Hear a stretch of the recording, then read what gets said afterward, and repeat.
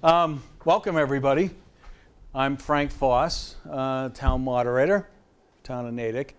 I was asked by the staff who are running the Natick Volunteer Fair to come in and talk about some of the commissions and boards, committees, commissions and boards that the town of Natick has, as well as how you might get information about them, so that if you have interest, you could volunteer. I've always believed that essentially we're all equal when we first come to volunteer for the town. We might have an interest that drives us to volunteer. Mine, believe it or not, was when my neighborhood was going to be sprayed with malathion bug spray for mosquitoes years ago, back in the 80s. And I happened to work for Deal's Lumber, knowing how dangerous some of the fungicides were and some of the pesticides were, which were actually taken off the shelf. So I went to the Board of Selectmen and said, you shouldn't be doing this. That was my first foray in Natick town government. And I'll tell you a little anecdote too, is that my father was on the advisory committee in Wellesley, and my mother was the president of a bargaining group in the town of Wellesley also. And both those offices used to go to town meeting. And they never had a babysitter to watch the three Foss boys. So my mother and father brought us all over to the Wellesley Junior High at that time.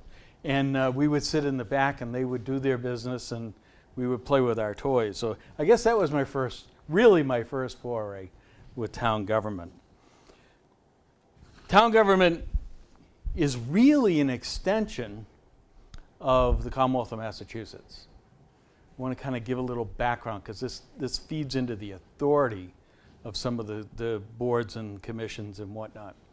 The Commonwealth of Massachusetts provides that municipalities may, on certain topics under the law, make decisions and basically carry out the law.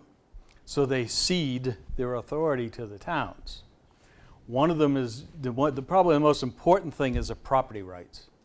What's the one most important thing that we all own and we all want to control and what we pay the most money for is our property taxes. In addition to that, all of the services that we get are ceded to the municipality because we provide education, which is under the Massachusetts Constitution. It's required to be provided to every resident. So that's given to the town as an authority. Public roads, sewer and water provisions, anything that we provide, fire safety as in public safety, public health, our public health department, and then our general government is all given to the town to actually run, to operate. And it's basically part of the Commonwealth theme. So there's 351 mini Massachusetts towns, commonwealths, municipalities, and each one of those is run by generally an executive board or committee, which in Natick is the Board of Selectmen. But in addition to the selectmen, we have the school committee, the planning board, zoning planning board, and a couple of other elected officials like the Board of Health. Those were all elected, right. So that's kind of like the executive group of our town. Then they actually make the final decision on all the authority that's given to us by the state. But there's no way the selectmen can make all the decisions and do all the work. So they need boards and committees to advise them.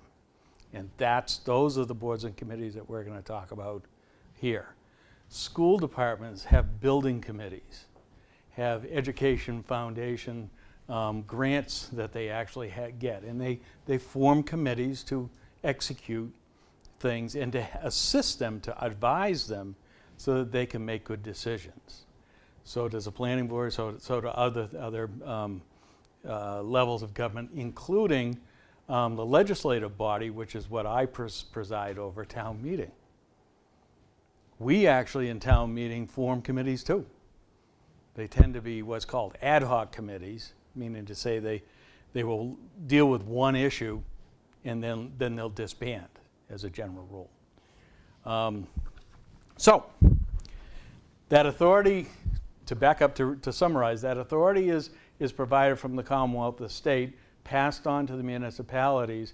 The executive committees and boards, which I've mentioned earlier, they all have to act on that authority, but to do so, they need to have that assistance from advisory committees. And that's essentially what most of the appointed committees are, is advisory, with some exception. Because the statute, and I'll tell you the exceptions now, the statute allows the ZBA, the Zoning Board of Appeals, or Board of Appeals, to make decisions for variances and whatnot, which are not advisory, but they're actually orders and decisions. The Conservation Commission, which is an appointed board, also makes decisions, but it's based on the authority provided to them in the statute as well as the Board of Selectmen, because they appoint the Conservation Commission. Okay? But all other boards are really advisory. For an example, a board that I appoint, the Finance Committee, it's a strange name, but that's what it's used, makes a recommendation on anything that goes before town meeting. They really don't make a final decision. Town meeting does. But they advise town meeting how and what they recommend to actually make a final decision. So one other set of boards and committees that you'll find with all this progression of authority is through the town administrator. Now, our charter and bylaws provide the town administrator with some authority. The townspeople have said, well, we're not going to give this to the selectmen. We're going to actually put it in the corner of the town administration. And it's essentially boards that fall under, in this case, her authority, our town administrator, which are personnel related. So, hence the personnel board is appointed by the town administrator. Safety committee, I believe, is also an appointment through that office. There are a few others too, but the one that I remember the most is the personnel board. It's because it's most closely related to the authority by which she has, in the case of Natick, today under our charter. So, well, the charter and the bylaws will play back into this soon, but I want to at least make certain that you get a sense of how this all kind of happens. Each of the committees may actually interact with what I call a public body, a private body, meaning to say a partnership between a nonprofit organization or a third party that's not part of the town. A good example of that is the Natick Education Foundation. They interact with a lot of the boards and the committees that may have been appointed or are part of the school committee. You have Natick Service Council, does a lot of things that are actually in tandem with or referring for the town services, such as the social work services that are referred out of there.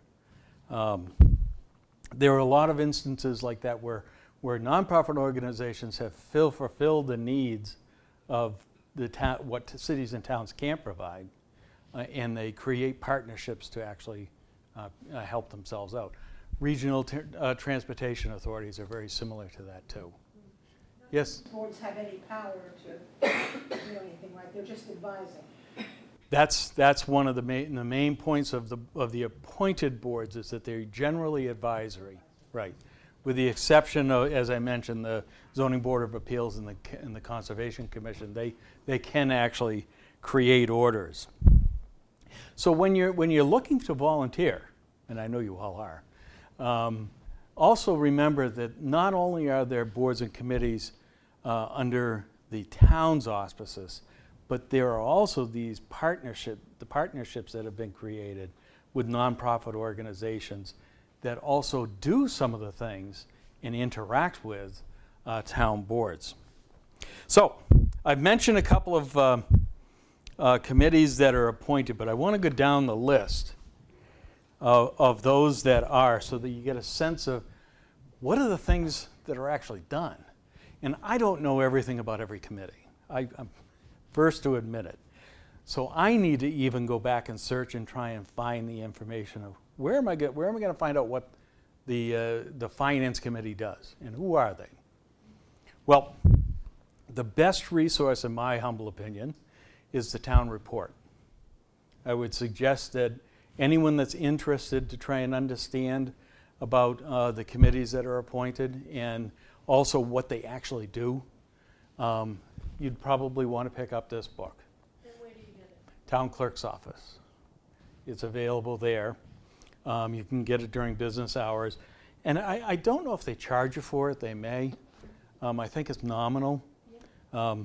But the real depth of information that's in here with regards to committees is, one, it's a full list of all of the committees that are appointed, whether it's by the selectmen, by myself, town moderator, or maybe even by some of the other boards and commissions that are set up through town meeting. What is the title of that? The Natick Town Report. Yep. The other resource that I find now extremely good is our website. natickma.gov is probably one of the best resources to get the most recent information. This book is published once a year. It's published in the spring. It represents what happened 12 months ago. But if you go to our website, you can get minutes and you can get upcoming information, the agenda that all the boards and committees are going to be looking for. And you can find out when boards and committees are going to make their appointments. So in this book, you can find out the boards and committees and who appoints them. And then you can find something of your interest and then watch the Board of Selectmen, for an example, and keep an eye on their agenda. So that when they're making the appointments to a certain board or announcing the notice is going to be made, you then will know when and where to go and how to apply. Now, as you open up the town report, one of the first, this used to actually be in the back page, but one of the first pages you'll find is the actual application form for committees. The town has done a good job to resource and actually create a database of people that have certain interests in the town. That is to say, if you have interest in property rights, or if you have interest in health, a Board of Health issues, things like that, the Conservation Commission, the Council on Aging, whatever it may be, you can at least have it recorded so that when a position comes up or a vacancy occurs, the town can go through these forms and at least say, he would be interested, or Frank would be interested in being on the Zoning Board of Appeals. I filled out one of these back in the 90s, and the form hasn't changed very much. It's pretty simple, name, address, and whatnot. But I filled it out for the Finance Committee. So you would fill that out even if you're not necessarily applying for a specific position? Absolutely. And I'm recommending that you do that. Next in this book, after you get through who all the boards are and the wonderful picture of the 5 members of the Board of Selectmen, you'll find that the following pages will actually list the different boards and committees that they appoint, as well as what I appoint. How many? A lot. There's got to be 30 or 40 different boards. And I'll if you want me to, I'll go through them, but after the elected boards and committees, let's see. Now, when you find out when the meetings are, you don't have to be on that committee. You can sit in as an observer, correct? Absolutely. So that you can keep an eye on them. That's actually an excellent point. When I got involved because of the mosquito spraying, I went to the Board of Health meetings because they're the authority that basically will, let's say, initiate the spraying and oversee it. So I went to those, they're public meetings, so I went to those meetings to find out when, where, and how it was going to be done after the Board of Selectmen finally did order it, that it was going to be done. And at least I was able to keep up with the day-to-day that way after seeing, getting the Board of Selectmen giving the authority to actually initiate the spraying. Just to give you an idea, there's about 8 or 10 committees on each page, and I think there's about 8 pages. So there's probably about 80 different boards and committees that are standing of sorts, and they range from the Conservation Commission, the Contributory Retirement Board, that's appointed, the Council on Aging, the Cultural Council, the Economic Development Council, I'll skip around here. There's the Lookout Farm Advisory Committee, there's the MathWorks Scholarship Committee. Whenever there's an issue or something that needs to have comprehensive review and advice made to a board, generally cities and towns will set up committees to do so. That's an excellent point. Most of what you'll find in here are standing committees. Now there's another form of committee that's called ad hoc committees. And ad hoc committees are generally set up by the selectmen and town meeting. More so by town meeting than the selectmen or the school committee. I'll give you an example there. I'll give you an example of town meeting. Town meeting just went through a very large debate on a piece of property down on Pleasant Street in South Natick. I think they went through, at least 2 different times, a fall session and a spring session, where they debated the use of a property. Well, the last time they debated it, they said, no, you take it back and we'll form a committee, and they will review what we're going to zone this property down on Pleasant Street. And they actually then met. I appointed them, and they were nominated by a number of different boards. And they are focusing on just that one issue, Pleasant Street. Even though it's a zoning issue, which the ZBA and the Planning Board deal with, this board just will examine and make recommendation on this one piece of property for zoning. Yes. Frank, these boards just advise. What if the committee decides they're not going to take the advice? I mean, could they do that? Sure, they could. Yeah, they could say. How often do they take the advice of the committees? I mean, what percentage typically? From my experience, town meeting values the advice that these committees bring back, and they usually act upon whatever these committees come back on. Now, they may modify it, they may amend it, but they generally will act on it after they get the recommendation. The selectmen, the same. They will usually take into account what they have. I remember one circumstance when I think it was about the rink years ago. There was a committee that came back and advised the Board of Selectmen to take a certain path with the ownership and management of the rink, and they actually went in a different direction. So it can happen, but I think it's rare from my experience. So here's the standing committees. The ad hoc committees, as I was talking about, are very, very specialized, and they generally only meet on that very specific issue, and they usually meet in a very short period of time. That is to say, from one town meeting to the next. And if they need more time to evaluate the circumstance, they will come back to town meeting and say, put an article on the warrant, we need to have our term extended, is what they'll basically do. The involvement of these committees changes by whatever they're doing. This Pleasant Street Committee, I think they met like 12 times from fall town meeting to spring town meeting. That's a span of what, 5 months? So a couple times a month, maybe 3 times a month, depending upon holidays. A lot of committees, the standing committees, depending upon what they're doing, may only meet once or twice a month. The Finance Committee, for an example, which I was on, starting January 1, we would meet twice a week, right until April. Once town meeting was over, we wouldn't meet until June 30th, which was the close of the fiscal year. We'd meet once, and then we wouldn't meet again until Labor Day. So the reason why I mentioned that is you meet as you need to with the authority and the responsibilities that you're required to carry out. Zoning board elected? Zoning Board of Appeals is appointed. Yeah. Now that's by the Board of Selectmen. Yeah. And that's something I wanted, that's a great question too.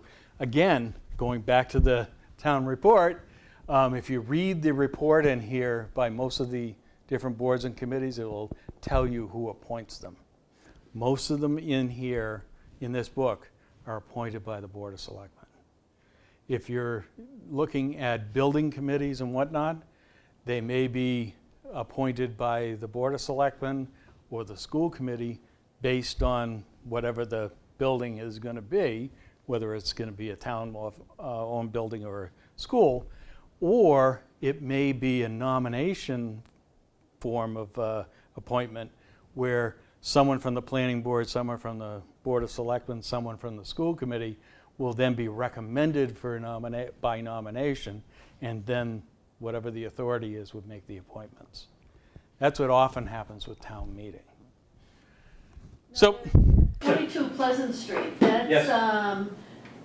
They're gonna have a committee tell their story, or whatever article, or whatever they're gonna be doing, but there's That's right. also other people that are coming forward on, to speak too, also on Pleasant Street. That's right. So that can happen also. Is that a separate committee? Well, Is that individual?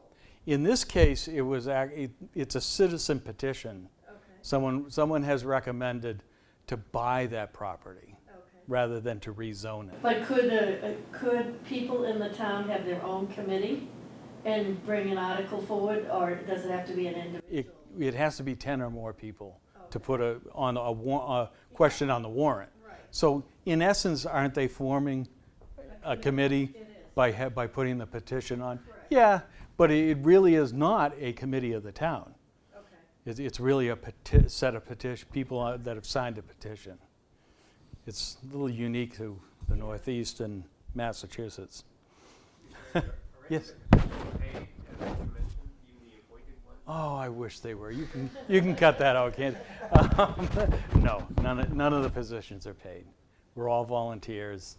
Well, I shouldn't say none. The Board of Selectmen do get $50 a year. Yeah, for all the effort that they put into it, they get paid handsomely, $50 a year. But that's about all we as a municipality will pay. Our elected officials or appointed officials.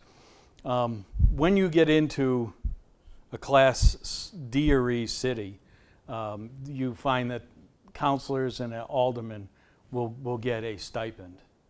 But generally in a municipality, in a incorporated municipality, the elected officials and appointed officials, with the exception of the clerk and the treasurer, don't get paid much at all. We're truly volunteering for our own causes. No, don't even. I work for the state, and that time doesn't even count for my vesting under the state, even though I'm essentially a special municipal employee, or all of us are that are volunteers. So I did mention the nominating committees. I want to talk briefly about the appointing authority, and I'm only going to talk about myself. I can't put myself in the place of a Board of Selectmen. But as I've mentioned, I appoint the Finance Committee. And there's 15 people on the finance committee. And their role is to be a microcosm of town meeting and make recommendations on everything that goes before town meeting. Whether it's financial or zoning or whatever, they're the ones that make the first recommendation. So as appointing authority, the first thing I do is I thought of, okay, what's the town of Natick like? And what's the demographics of the town? And how should this finance committee, that's supposed to be a microcosm of town meeting, which is really emblematic of the town, is a segment of the town, how should it look? So the reason why I mention this is that to understand who and how you get appointed is to understand how the appointing authority looks at the committee and what the role of the committee is. So you could be a pretty demographic minded and you can say, well, there should be so many women, there should be so many seniors, should be so many people in their 20s, so on and so forth. There should be so many homeowners and there should be so many people that are leasing or renting. You can do it as simply as that. Or you can look at town meeting and say, well, here's town meeting and I know the people that are elected, and how do I either balance that or how do I emulate that? How do I make it look like that? So the reason why I mention that is you'll see that as I've made appointments to the finance committee, I've tried to move the finance committee to look like town meeting, but also look like the town. When town meeting I thought was being very heavily, let's say, representing the schools, I thought to myself, well, not everybody has a child in school. We should have seniors that are on the finance committee, empty nesters like me, that would look at it as to represent those people and make recommendations to town meeting based on their lives. So to close the point, when you look at the Conservation Commission and you have a bunch of attorneys on the Conservation Commission, what might the appointing authority be looking for but someone that may not have the acumen of knowing the EPA rules, but it's just a regular homeowner. The most appointing authorities have been doing this for a while, like to see diversity. And it gets to really one of my final points is, if you're looking to volunteer for something, never think you shouldn't volunteer because you don't know anything about cable advisory committees, what they do. Because sometimes it's better to have someone that knows nothing about it and has an open mind than to have someone that is too closely related to the topic and might already have an opinion or a bias that you may not want to have on the committee. So a good appointing authority, I'd like to pat myself on the back a little bit, I try and have that diversity and try and appoint the people that I do. And I know my counterparts do the same thing. So keep that in mind. Yeah, that's great to know, because I would have thought you needed a finance degree to be on the finance committee. Yeah. Or something, some skill set in finance. Yeah. I started in the cable, I worked for the state, and I started as a cable rate regulator. Not really a finance person, nor really a legal person. I don't have a law degree, but at least I had the operational wherewithal to go to something and be a critical thinker to say, well, what do I need to know to make a good decision? And what are the things that I need to understand for sewer and water rates and things like that, because that was kind of my forte. How can I best make a recommendation with my acumen? And the thing is, someone may see it differently. The Finance Committee has had lawyers, has had people that are, bean counters is a favorite saying, people in real estate, people that are doctors, doctors in education, doctors in medical doctors, pharmacists, IT people. The diversity is probably the best thing to actually have on a committee, especially the Finance Committee. And just for edification, I do make that, I am going to be starting interviews on that, and we'll have a notice in the paper. I should know. I should note, not in the paper, but on our website. Any position that is vacant, we generally will put a paper notice up at Town Hall, or we'll also put a notice on the website. It'll usually be on the front page or the home page, where it actually has a link where it says volunteer, I think is what it is. If you are interested, you can see the notices that we, the appointing authorities, would have placed on the website for folks to see. And it'll give you a time and a place and a manner in which you can make it known that you're interested. Yes, ma'am. When something opens up like that, why doesn't the town send it out to everybody, either on email or or on their phone? I'm not sure what they call that they get their information. Oh, The younger people. the e-alerts or iPhones. whatever? The iPhone. Yeah. Why doesn't the town utilize that more than they are? Because that would get everybody Yep. more involved than the written word, because a lot of people don't have the time to read the newspaper or run down to the town hall to look at postings and stuff like that. You folks come up with some really good thoughts. We have talked about doing an email blast. Right. There's a couple of advantages and there's a couple of disadvantages. Not everyone has Oh, I know. email, okay? So you're not getting everybody. The other thing is some people don't want to give out their email address. Right. And then what if an important notice did go out and it only went out that way? That person that would have found it important might have missed it.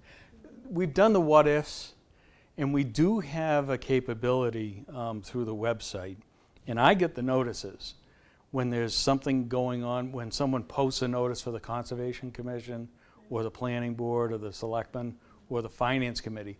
It sends me a notice to go look.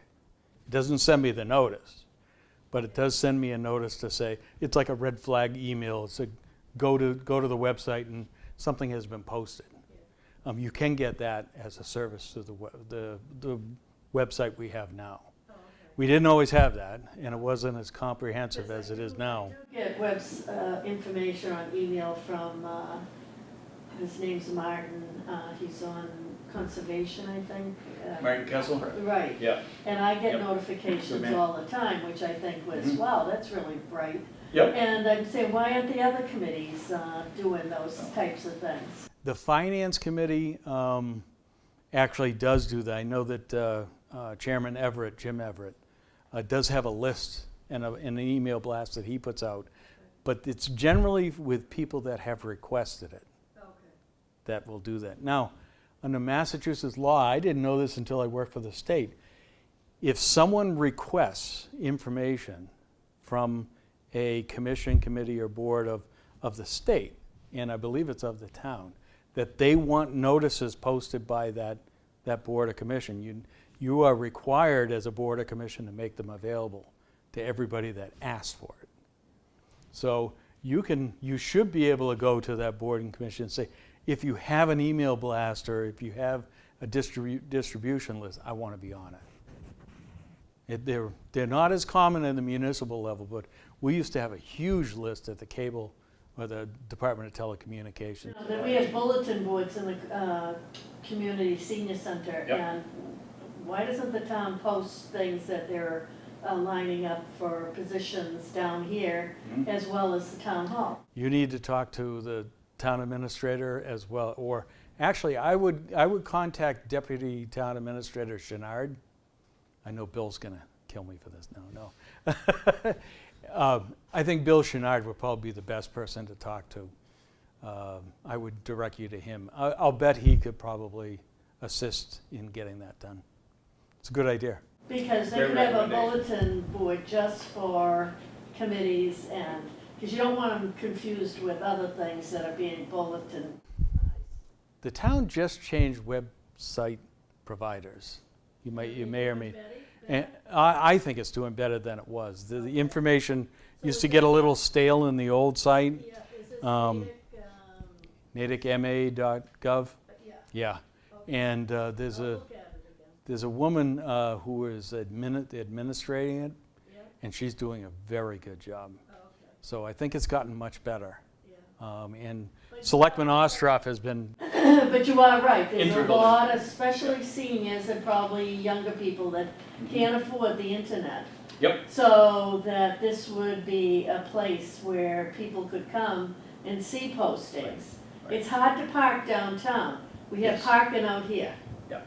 So people could get in here and see the postings. Also, I'm on a committee here, and I mentioned bringing up, I talked to a woman that had to give up her, to listen to the town meetings and stuff on the Oh. TV. yep. She couldn't afford it anymore. Oh, So I said, why doesn't the town, I didn't know how to do it because I'm not a computer person, but have a disc of the town meeting or the selectmen's meeting so that somebody could go into the computer room there and either pop it up on the computer or to see it, so they can look at it here. Okay. But that's lack of communication when you can't get to the TV to see you guys on TV on what's going on. Because I keep telling people, you have to watch what the selectmen are doing and what the town's doing whenever they're having a program. Yep. And, because that's the only way you're gonna know what's cooking. I'll talk to the town clerk about that, because we get copies of town meeting from Pegasus, Right, thankfully, yeah, because then we can go, we finish the minutes right. by virtue of those. But- Once we're done with those, I think we still keep them on record, so Oh, yeah. maybe we should make that as a library available for the the public. community Yeah, center. that's a great suggestion. That, it shouldn't Thank be just for seniors, it should be for young people, I mean, cause a lot of people can't, if you lose your job and you're 20 years or 30 years old, you might have to dump your, cable and Yep. all that stuff. Yeah, Great suggestion, thank you. yeah. Yes, sir. Yeah, I'd like to ask a question of, once you're selected for a board or a committee, and what happens then? I mean, you go to a meeting, I've never been to a meeting, I have to confess. Well, the first thing is you have to be given the oath of office. You can't take an action until you've been given the oath of office, and the town clerk or myself during town meeting session can administer the oath, or a judge can do the same. Once that occurs, usually I or the clerk or whoever gives the oath of office will say, this person will direct you to the chairman or chairwoman of the committee. And they'll also usually have a schedule of meetings, as well as an agenda, minutes from previous meetings, and agenda going forward. And they will generally give that to you. When I was chairman of the finance committee, I always had that available for new members in the event that the then moderator would make appointments. Would you then be assigned tasks or? Depends on the committee and the way, how they operate. I'll give you, that's a great question. The finance committee does subdivide itself. It subdivides itself into subcommittees. I'm sorry? How many people in there? 15. But what we used to do is we used to divide the town's budget and some of the peripheral issues such as zoning, such as charter and bylaw requests and questions. And we would have a subcommittee for each of those subdivisions. And we would assign people to either 1, 2, or 3 subcommittees. So it's not a matter of volunteering for the subcommittee, you get assigned? Usually get assigned, but oftentimes when I was chair, the first question out of my mouth is, what do you want to do? Do you like education? Do you like public safety? Do you like, general government, council on aging, the human services and things like that? Or are you interested in bylaws or zoning or whatever? And then I would assign the person to those committees, providing they didn't become overbearing and create a quorum for the whole committee. There's a couple problems you don't want to do. If there's no vacancy, you can't assign somebody to it, simply. There are some rules for assignment. And what type of work would the committee members be, that might sound a simple question, but Well, no, the finance committee, use the finance committee for an example. Let's say that there's a question that's coming up about the ambulance service in town. The public safety subcommittee generally would then go to meet with the administrators who are in charge of or who would oversee the ambulance service. And I remember we were going from one ambulance to two ambulances years ago, and I was on the subcommittee that did the review, and we first went to the fire chief and went to Chief Fredette and say, help us, tell us about the ambulance service. Let's talk about going from one to two ambulances, and we'll figure out what the cost is and the manpower and all those things that are important. We also engaged with the town administrator at that time. I think it was the deputy town administrator, and also the finance director. So we engaged those professionals with the review that we did, and then we made a recommendation to town meeting, and that actually worked its way into a question that the Board of Selectmen put on the ballot for an override. You might remember years ago when we did that. So what our process was to engage, to first seek information and then make a recommendation to the board that would take the next step in making a change. is that recommendation in the form of a report or? It was in that case, yeah. It was in that case, yeah. And generally is. Now, if you go to the town's website, Finance Committee and many other committees make a report to town meeting on every article or question that they're going to take up. As a matter of fact, this is a report by many boards. There's a annual report from every board that's assigned it in here to give you, the residents, a sense of what they've been doing. Are they, completing their tasks? And what benefits were there, or features, or let's say even pitfalls of what they've run into in the last year. Well, suppose there's a disagreement within the board, and some members don't want to go with the, I don't know, how do you decide what you recommend in that A case? majority rules in our government. So if there's 5 members on the board and 3 people vote to recommend a certain action, then that would prevail. But in many cases, especially with the Finance Committee, there is what's called a minority report. So there could essentially be 2 reports. They're rare, but in my day on the Finance Committee, there were a couple minority reports. Is there a chairman of the? Subcommittees? Absolutely. And that chairman has more power than, or? No more voting power than anyone else. Chairman generally, it's not like the federal level. They don't have, a lot of hold back power or whatever. They generally run the meetings and keep things in order. They don't necessarily have any more voting authority or power than any of the members. Yeah, because they're basically part of the committee. Yep. Good question. What about the application process? So like if it's appointed by the Board of Selectmen, do I go in front at a town meeting and stand up and? Fill out one of these forms. Is that right? Or go to the website, you can do it electronically. Fill out one of these, the committee application form. Right. Fill that out and that'll go on file. And then the selectmen's will look at it, or actually the administrators, there's administrative assistants, will group them into different committees by desire. And when appointments are up, they'll notice you that there's a vacancy. Do you want to apply? Or, as I mentioned earlier, I know a few folks keep an eye on the agenda of the selectmen. And they will watch it, and as soon as there's a vacancy, because they have to notice a vacancy. Right. Once a vacancy occurs, you can reach out to them and say, hey, I'd like to be appointed. Right, exactly. But then, so once that happens, let's say there's one opening, there's Yep. 3 people applying Yep. for this role.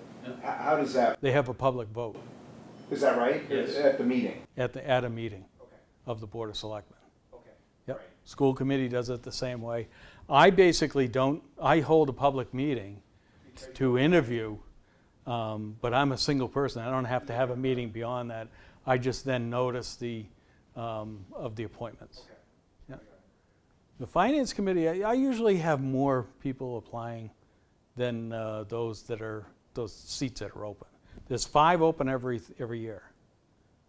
There's 15 people with 3-year terms. Oh, I see. So there's 5 positions I appoint every single year. Can people stay on? Oh, sure. Or do you have to? Well, our bylaws do require that a finance committee member cannot serve more than 4 consecutive terms or 12 years, whichever is the larger. So Um, eventually you're gonna hit. Eventually, you're going to hit the term limit. There's only 2 committees that have term limits in town. You could be a ZBA member for as long as you can get appointed. Right. So, If someone wanted to just be reappointed, would they even open that up? You know what I mean? Like Oh, sure. if my term's coming up and I just want to stay on it, do I have to go through that whole process again? you certainly do. Well, you do in the case of the finance committee. Right. I can speak for myself on that one. But generally, the selectmen will also go through the reappointment process.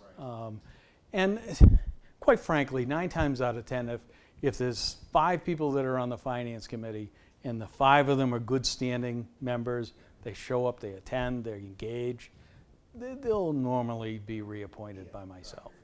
Yeah. If the member's in good standing, they'd generally appoint them. Right, okay. How do you pick how many financial people on the committee? How do you get the 15? Depends on who's on the committee. So, but the number? Yeah. You say 15, Yeah, you have I- to have 15, or? Oh, I have to have 15 members on Oh, the you finance do? committee, Okay, yes. Can it be more than 15? No, it's limited to 15. Now, what other committee do you appoint? Charter and Bylaw Review Committee, The bylaw, right? yeah? Those are the 2 standing committees I Oh, okay. appoint. And then there's a number of ad hocs that are recently appointed. Oh, yeah. There's Do you the do the Pleasant ad hoc? Street, there's the Electronic Voting Committee. I know I'm going to forget. Those are the 2 off the top of my head. So, ad hocs, you appoint. Well, okay. Ad hoc committees, when they are authorized by town meeting, Yeah, generally I appoint. okay. Right. Now, the selectmen, I'll give you an example. For the selectmen have had ad hoc committees, and one of their ad hoc committees was about the affordable housing that was going to be built on Oak Street Yeah, many, many years ago. yeah, And we now have fields down there, soccer fields. right. But there was a question, back in the 90s about putting affordable housing down on those properties. And the selectmen said, no, we'll set up an ad hoc committee that's going to be a variety of people in the town, abutters and non, that will review this and then come back and report to us. And that's all they did was that one question. So the committees can actually set up the ad hocs, or the boards can too. Yeah. Now, as far as the town meeting and the articles, how can somebody find out? Because there's certain articles I'm interested in. Yep. To see the debating and stuff. Yep. How do you don't go along by the numbers, and I'm confused by it.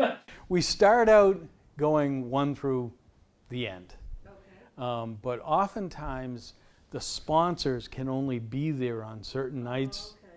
Okay. And this year we had more than usual the issues or articles moved to certain nights Yeah. so that the sponsors can actually be there. I know one individual is away this week, so he can't be here until the 12th, and that actually happens to be the electronic voting committee. So if I asked you when certain things should be coming up, would you know or no? I'll tell you why. Once we set the order, Yeah. we go from the beginning to the end. And then you go back. And if we have to, then we'll go back and do those things that were set aside. Right. But I can't guarantee that an article's going to take 5 minutes or Okay. 2 hours. Okay. So, you know, if you ask me if Article 35 is going to come up tomorrow night, Yeah, I have no idea. okay, I okay. couldn't say. I can Just guess. put on your TV. You can get a sense, well, you can always get the order from me or the town clerk. Oh, okay. We record the order, so we know Can we which get ones it are going on to the come up. website? No, No, okay. because it changes too quickly. Oh, okay. And the reason why I don't put it on the website, we could. Yeah, I should Yeah. say we can. Yeah. The reason why I don't is any town meeting member at the beginning of the meeting or any other time during the meeting could say, let's move Article 30 to the end of the warrant. Yeah, Now you read the website and I have Article 30 as a second order of business. yeah. And you'll call me up the next day and say, Foss, it wasn't on TV, but you said it was. You wrote on the warrant. I don't think we should get into that situation. Yeah. I can certainly help anybody out understanding the order as we've set them Yeah. up. And I try and announce What that at the article beginning of are you every, on right tomorrow night? we'll start with Article 30. 30. Yep. Okay. We'll do 30, 31, because that was moved to a night certain. And then we'll go down to 13, then we go back to 35. I think it's 35, 36, 35, 36. And then we'll go to 8 and 9. This is how wacky it is. Oh, okay. And then we can't go any further because everything else was moved to May 12th. Oh, okay. Okay? Yep. It's kind of a strange, that's what the town clerk and I have to deal with. Now, And we keep a record of it. watching the town meeting, I noticed that a lot of the financial things that are stamp of approval, it's almost like a stamp of approval from the town people that are voting. That's my observation. Okay. Okay. I'd rather not comment, but Okay. I understand what you're saying. I spent 12 years in the Finance Committee. Yeah. And I like to think that 12 years, we really delved into each article, each issue, and we kind of scrubbed it. Yeah.